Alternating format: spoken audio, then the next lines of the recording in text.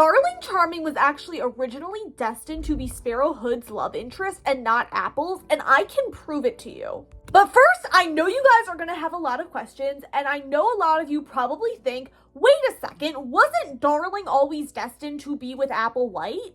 But Darling was not always destined to be with Apple, and I can prove it to you. Before we continue, I also wanted to let you guys know that I actually do have a business, the Doll Crafter Marketplace. It is the only online marketplace made by doll collectors for doll collectors.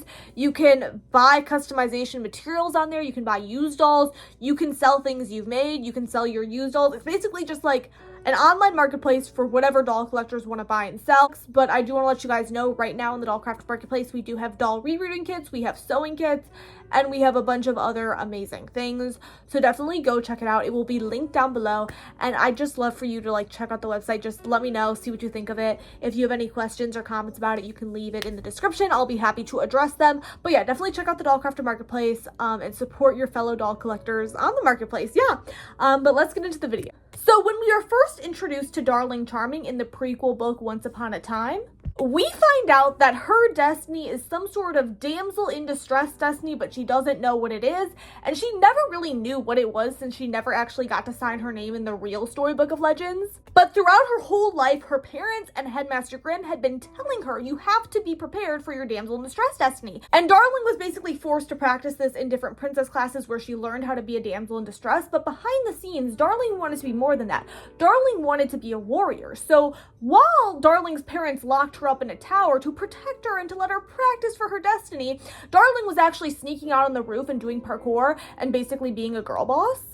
And then once she arrived at Ever After High, whenever her roommate Rosabella left the room, she was in there practicing throwing knives at the door and like doing push-ups and stuff. And then when it came time later on, she was able to acquire the White Knight suit of armor, and using the White Knight suit of armor, she was actually truly finally able to be a knight. And I think it's important to recognize that Darling's story is very important to the world of Ever After High in the fact that Darling was the first one to really break these heteronormative tropes in the fairy tales. While Raven's story is important in that Raven exposed that the Storybook of Legends was a lie and that they wouldn't go poof if they didn't follow their destinies, Darling's story is important in that it shows that you don't have to basically follow the same gender roles that everybody else is already following. And I think both Raven and Darling's stories both show that the Storybook of Legends is corrupt. And that is the point, because like I've said before in my previous videos, I believe that the original Storybook of Legends was created by Headmaster Grimm to keep everybody in line and to keep everybody following the same destiny so that the Brothers Grimm fairy tales could stay famous in the real world, so that like the Brothers Grimm could achieve eternal glory or something. I don't know. But my point is, throughout all of Ever After High, because Ever After High has existed for 200 years before the start of the show, Headmaster Grimm basically used the Storybook of Legends and used these stories that kept repeating to keep the same gender stereotypes popular. And basically to keep the princesses in these damsel in distress roles and to keep the princes in these hero roles. And while you may notice that there are some characters who have a different gender than their legacy parent, so for example, Maddie is a girl where her father, the Mad Hatter, is a guy, they never like have the princesses or princes have a different gender than the parent that they're supposed to destine to like fulfill the role of. So even though there is like some gender bending, like it never changes the heteronormative state of their world. And again, this is why I think Darling's story is needed. And I think Darling's story builds on top of Raven's, and it shows that, hey, you can be a girl and you can be powerful. So I think if we say, oh my gosh, Darling was always destined to be with Apple, she was always going to be the hero, she was always going to be the Princess Charming, that defeats the purpose of what Darling fought for. She fought to be the White Knight. She earned the role of the White Knight. And then I actually believe because she earned the role of the White Knight and because she became that hero, she became like the most heroic person in Ever After High. And for some reason in my mind, I always believed that because like Apple and like the Snow White fairy tale was like the most famous, most popular fairy tale in Ever After High, whoever Apple's prince was had to be like the most heroic, most famous prince. And I think that's why I think that's why Daring just assumed he was going to be Apple's prince, because he's like, yeah, I'm the most powerful, I'm the most heroic, I'm worthy of being Apple's prince. But Daring was not worthy of being Apple's prince. But you know who was worthy of being Apple's prince? Darling, because she fought for that. Just a quick reminder, if you have not liked or subscribed make sure to like and subscribe. It really helps the channel and it helps me continue to make these fun Ever After High lore / theory videos. Anyway, back to the video. So like I said, basically Darling rewrote her destiny to become the Princess Charming in the Snow White fairy tale. But because we know she had to rewrite her fairy tale to end up with Apple, what originally was her fairy tale? Who was she originally destined to be? And if Darling had actually gotten a chance to sign the real Storybook of Legends, what fairy tale would she have seen on her page? So we know from Dexter Charming in the first Ever After High book, the Storybook of Legends, Dexter had no idea what destiny he was supposed to follow, and he was very anxious for Legacy Day because that's basically when he would find it out. And the reason Dexter didn't know his destiny is because the Charming family, they don't really have a specific legacy parent whose destiny they're following. Like, the Charmings just sort of get applied to other people's fairy tales where they need a prince or a princess. So for example, like Daring originally assumed he was supposed to be Apple's prince. He just assumed, oh yeah, I'm gonna be applied to the Snow White fairy tale. Of course, later on, we actually figured out that his destiny was to be the Beast, which actually makes way more sense for him. But yeah, again, another case of just like a prince being applied to a Prince Charming destiny with a princess from another family. And here's the thing, I know y'all love to comment, oh my gosh, is it like Daring Apple's brother, or like, are these people related? And no, there's multiple Charming families that exist in Ever After High for this very reason. Basically, the Charming families are just like disposable royals that can be applied to other people's destinies. So there's many Charming families. Like, people have described the name Charming as almost like the name Smith in the Ever After High universe. And basically, these are different princes and princesses who can be applied to other fairy tales, specifically, actually, so people don't have to marry their siblings. Okay, guys? So calm down. Nobody's marrying their siblings. Like, Ever After High thought of a very specific solution to this, and that is that there's multiple Charming families, so nobody has to marry anybody they're related to, okay? But like I said, we know Daring was supposed to be the Beast. We know Dexter, we actually don't know what Dexter was. He might have been the Good King. Some people think maybe he always would have been with Raven anyway. I don't know. That may also kind of defeat Raven being a rebel as well. Like, I don't know. I don't know who Dexter was supposed to be with. It was probably either Raven or Ashlyn or somebody, okay? But now that I'm thinking about it, if Daring wasn't originally supposed to be with Apple, and if Darling wasn't originally supposed to be with Apple, like, Dexter actually could have originally been supposed to be with Apple, like, as well. Like, oh my gosh. But we're not talking about Dexter today, and honestly, I don't really think it matters that much for Dexter's story, like, who he was or wasn't supposed to be with, because we know he's with Raven now, so it's okay. But let's talk about Darling, because I actually think I figured out that she was originally supposed to be with Sparrow, and let me explain why. Like I said, the Charming family is basically expendable royals that other people can marry for their destinies so that they don't have to, like, marry their siblings, okay? So I was thinking about it. The other night, I was thinking about it, and I was like, you know what? Sparrow Hood is the son of Robin Hood. And then I realized, you know, wait a second. We see Madam Maid Marian in the show. And if you know anything about Robin Hood, spoiler alert, ends up with Maid Marian. Like, that's his love interest, that's his damsel in distress, is Maid Marian. And it's sort of like a commoner and royal love story, like where Maid Marian is like more of like a noblewoman or royal or whatever, and like Robin Hood loves her, right? And I actually started thinking about it, and I was like, you know what? I don't know how I didn't realize that Madam Maid Marian was Sparrow Hood's mom sooner, because they literally look alike. Like, Sparrow Hood's a redhead, Maid Marian's a redhead. Like, Maid Marian is obviously his mom, and it's just so funny because, like, I have loved Ever After High for like 10 years at this point, and like throughout my whole time loving Ever After High, I did not realize that Madam Maid Marian was supposed to be Sparrow Hood's mom till like a few months ago, or like not even a month ago. Like, oh my gosh, like, this just blew my mind, and I think it was very purposeful because their designs literally look like each other. But then I was thinking about it, and I was like, okay, if Maid Marian is Sparrow Hood's mom and Robin Hood's his dad, who would be the next Maid Marian? Because like I said, Sparrow Hood, he ain't gonna be marrying his sister. I just want to make that very clear. He is not, and the writers of Ever After High never would have intended for that. They made the multiple Charming families for that very reason. And then I thought about it. You know who would have been available? Darling. And before this video, I literally Googled this to confirm, but like in the earlier versions of the Robin Hood fairy tales, like in the traditional versions that Headmaster Grimm would be referencing of the Robin Hood fairy tale, Maid Marian was typically seen as a damsel in distress that Robin Hood needed to save. And I was like, Darling, for her whole life, was told that she was destined to be a damsel in distress. I bet you guys, almost 100%, she was originally destined to be the next Maid Marian. It, like, honestly makes so much sense. I don't know how I never noticed this before, but basically, once I realized that Maid Marian, Madam Maid Marian, the teacher in Ever After High, was Sparrow Hood's mom, I realized, you know, her daughter can't be the next Maid Marian if her son's Sparrow Hood, because, like I said, Sparrow Hood is not going to be marrying his sister, okay, guys?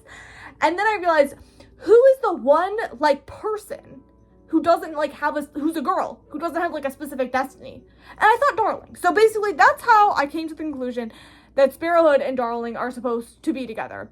Yeah. And again, it makes so much sense. Like, Sparrow Hood's a commoner. He lives in the forest. Actually, if you haven't read the Ever After High books, you wouldn't know this. But in the books, like, instead of living in a dorm room, he lives, like, in a treehouse in the forest or something. And yeah, Darling is a rich girl, which is, basically that is the Robin Hood and Maid Marian relationship. She is mad at Maid Marian at Ever After High because she's a teacher, but in the original fairy tale, it's just Maid Marian. Anyway, if what I'm saying isn't clear, basically what I'm trying to tell you guys is I really think originally Darling was destined to be the next Maid Marian, and I think we talk a lot about why she could be the next Maid Marian and why it would make sense for her to be originally destined to have married Sparrow. But let me give you some more evidence for why I think, like, Darling herself could have been destined to be Maid Marian. So in earlier versions, like the OG versions of the Robin Hood fairy tale, the legend, if you will, a lot of times Maid Marian was a damsel in distress. Again, Maid Marian was a noblewoman. I know she wasn't like a princess exactly like Darling, but like Darling's rich, it fits the role, it's similar. She would have taken up some sort of noblewoman position to become Maid Marian, basically. So it makes sense that Darling could have been Maid Marian. But on top of that, again, we know Darling always was told, you're destined to be a damsel in distress. A lot of times in these earlier versions of Robin Hood, Maid Marian was a damsel in distress, like I previously mentioned a little bit. And as a damsel in distress, a lot of times Maid Marian would be in these situations, you know, when Robin would have to save her. And again, Robin was a lot of times fighting against like the rich people, and he'd have to save Maid Marian or whatever from them. And then eventually Robin Hood and Maid Marian would marry. And I think like Madam Maid Marian, you know, the teacher that we see in Ever After High, I think she really fit this traditional Maid Marian stereotype where she was always this damsel in distress. However, what I do think is interesting is that in later versions of Robin Hood, Maid Marian started to have like more heroic qualities herself, sometimes even acting as like a spy. And like I say a lot, I think Ever After High is really a commentary on the evolution of fairy tales and how they're told and how they're repeated, but how they can also change, and how now in our modern day and age, we're having more twisted fairy tales that are like completely different from the originals. And so what I think is it's very interesting if Darling was originally supposed to be Maid Marian, because as the Robin Hood tale shifted and evolved, Maid Marian became like a hero in herself. And I think that's interesting because, again, Darling became a hero. And like I said, in later versions of Robin Hood, sometimes she'd even be a spy against the noble people that Robin Hood was trying to fight against. And I think that's interesting because Darling was sort of like, not necessarily a spy, but she was like secretly a rebel and nobody really knew. And I think that's very interesting, and that very much parallels these later versions of Maid Marian, where everybody thought Maid Marian was just a regular noblewoman. Meanwhile, she was secretly working with Robin Hood. And I think that's very similar to how Darling was secretly a rebel while everyone around her was so convinced that she was the perfect royal. And while like Darling never spied on the royals, and to be honest, in Never Have Tried, there was really nothing to spy about. It's not like they were at war, like there was nothing to spy about. But I think what Darling did a lot of the times, and I wish we got to see more of Darling in the books and the show because I would have loved to hear more about this, is that she secretly would help the rebels, you know? So for example, on Legacy Day, Darling is there. And in the book, we actually hear about how Darling's there on Legacy Day. And what happens on Legacy Day when Raven doesn't sign the book is that a bunch of royal guys actually originally tried to attack Raven before she froze everybody. And when these royal guys went to attack Raven, Darling Charming actually fainted, which distracted all the royal guys, so they didn't attack Raven, and they went to help Darling. Now, I don't know about you guys, but I don't think Darling was shocked enough by Raven not signing the Storybook of Legends to faint.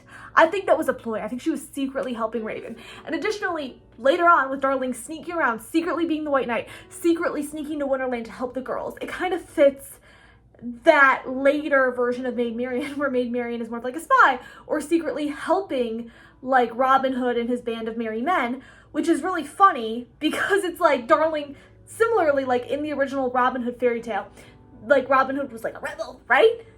And it's like Darling was a rebel and she was secretly helping the rebels. So I don't know if you get what I'm saying, but I'm just saying, like, even without Sparrow, it kind of, like, makes sense for Darling to just be Maid Marian, right? And I do think she has similarities to Maid Marian. And again, I don't think Darling would have ever followed the Maid Marian destiny, really, because again, she is a rebel and she didn't really want to do that. However, even though a lot of the rebels don't follow their destinies, they still have traits from their destinies. For example, Raven has magic. That's an evil queen trait.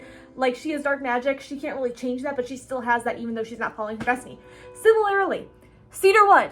Just because she's following her destiny, it didn't automatically make her a real girl. She's still stuck as Wood because, like I said, even though the rebels don't want to follow their destiny, they can't completely break free from all the traits. So I think even though Darling is not fulfilling the Maid Marian destiny, she still has some of those traits.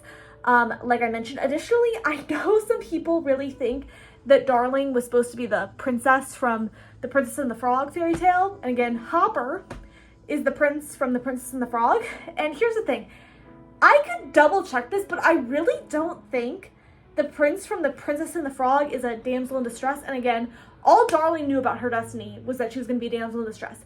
If anything, funny enough, the princess from the Princess and the Frog actually kind of saves the prince. Like, she untransforms him from a frog to a human prince by kissing him, right?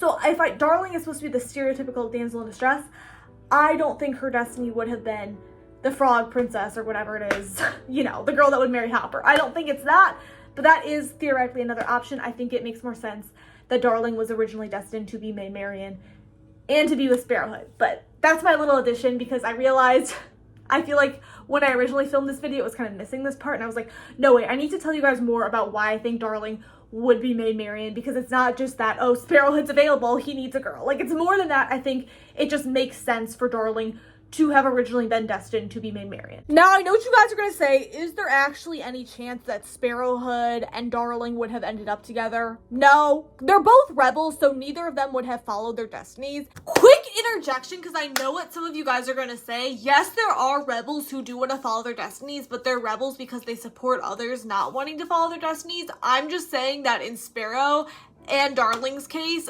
both of them are rebels who didn't really want to follow their destinies, if that makes sense. Like, they're not like the type of rebel who's like, oh, I'm supportive if you don't want to follow their destiny. Like, no, neither of them wanted to follow their destinies. That's what I mean. And Sparrowhood being a rebel is actually kind of funny because, like, the whole purpose of the Robin Hood destiny is that Robin Hood is a rebel. Like, he's rebelling, he's stealing from the rich and giving to the poor, right? And, like, Sparrowhood rebels, but I feel like Sparrowhood is, like, the, like, he rebels, but not in the same way. Like, Robin Hood, in the original Robin Hood story, is, like, rebelling, because he's like, I'm good. I steal to the rich, I give to the poor, I help the needy. And meanwhile, Sparrowhood's like, I skip class, I cheat on tests, I cause chaos. Like, I feel like Robin Hood had much better intentions than Sparrowhood. But either way, yeah, they're both rebels. They both had no intention of following destiny. Actually, originally, I do actually think Darling may have followed her destiny and just continued to be the White Knight secretly on the side. But also, I feel like at some point she had to reveal herself. Like, at the end of Way to Wonderland, when she revealed herself as the White Knight, I feel like a weight was taken off her shoulders because she's like, I can finally stop hiding my true self. But yeah, both are rebels. Both, neither of them really wanted to follow their destinies anyway. So, like, it's not like they were actually going to end up together. And FYI, I do not think Darling and Sparrowhood have any chemistry. I'm not shipping them. I'm just saying, I think if we would have cracked open the original Storybook of Legends to look at their destinies, I think they would have ended up together. According to the Storybook of Legends, not according to actually who they are as people. Because again, the whole point of Evertide is the Storybook of Legends is a sham. And people should be able to do whatever they want and not listen to the rules of a stupid book. Like, that's the point of the show, okay, guys? But yeah, let me know what you guys think of this theory down below. Comment if you think it's true or not. Yeah, let me know if this video was interesting. You can check out my Instagram, TikTok. They will be linked below. You can also check out my business, the Doll Crafter Marketplace. It will be linked below. You can go shop, you can sell, do whatever on the Doll Crafter Marketplace. It's the only marketplace made by doll collectors for doll collectors. And don't forget to like and don't forget to subscribe. Anyway, bye guys.